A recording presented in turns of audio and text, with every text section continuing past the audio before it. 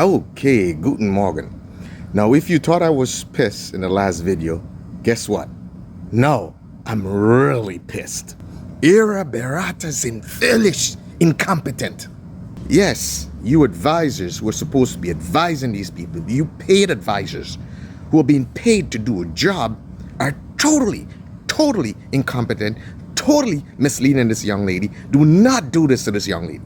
Do not do this to this young lady. Okay, you're making her look bad, you're making the administration look bad, and you're making the country look bad.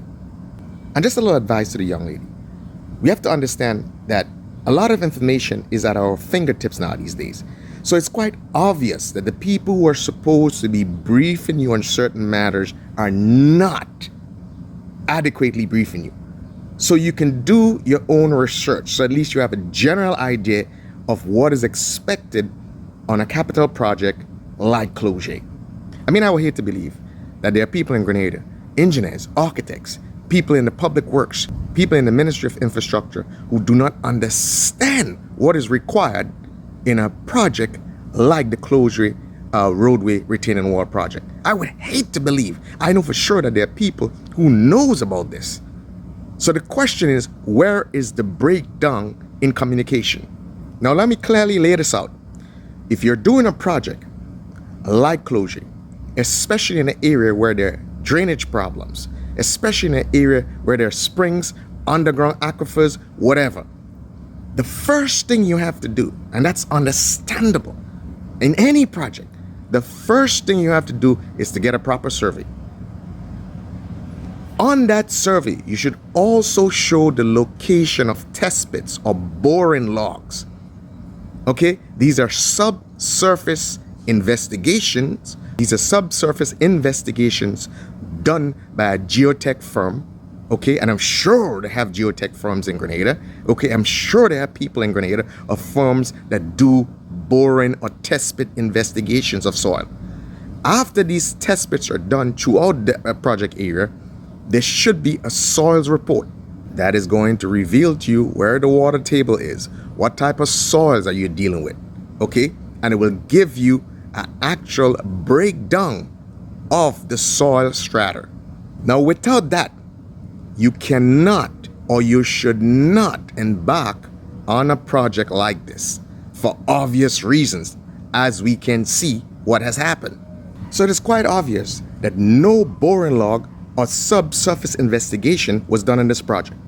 Because if it was done, guess what? The contractor would have this information and probably could have prepared and used better means and methods in the construction. So what is going on at the Ministry of Infrastructure level? Why was that not called for? Why was that not done? Again, a proper survey obviously wasn't done. And what a proper survey should show? It should show existing utilities. Okay? You can't just go into a site not knowing what the existing utilities are.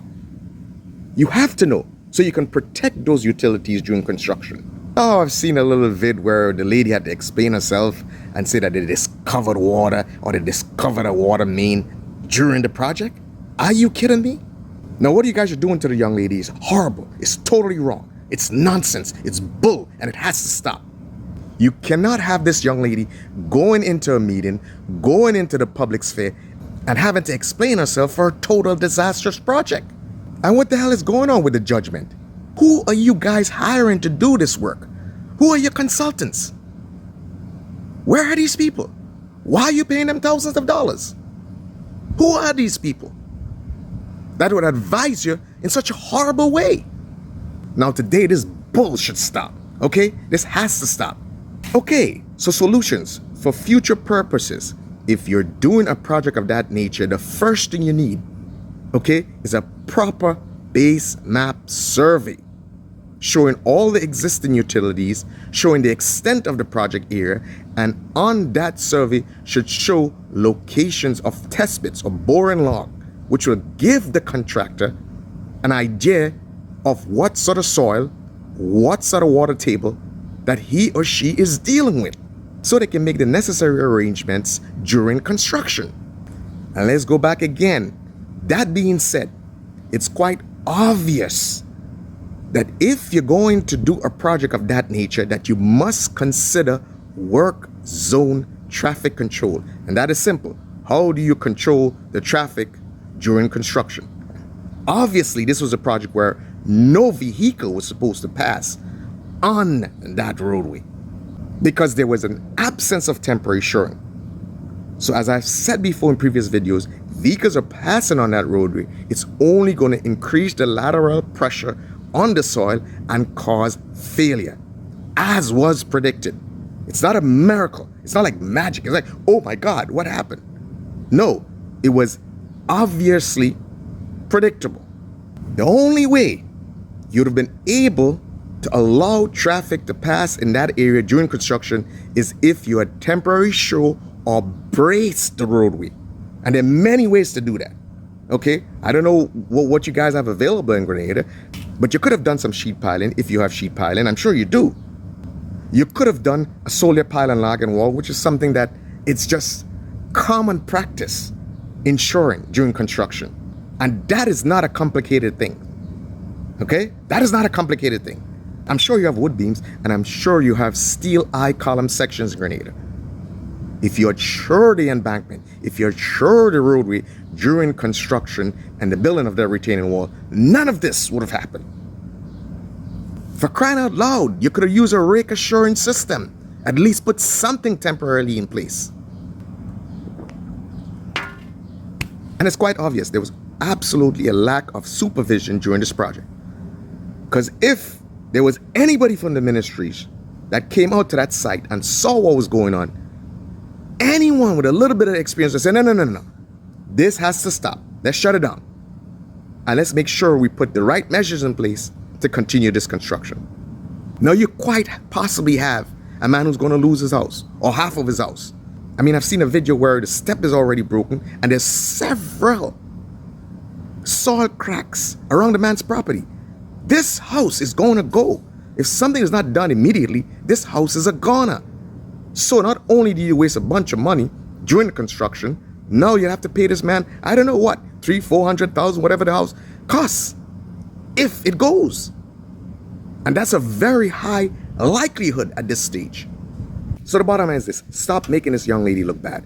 And to the administration, to the upper echelon leadership, okay, please, you gotta vet who you're hiring to help you or assist you on these projects.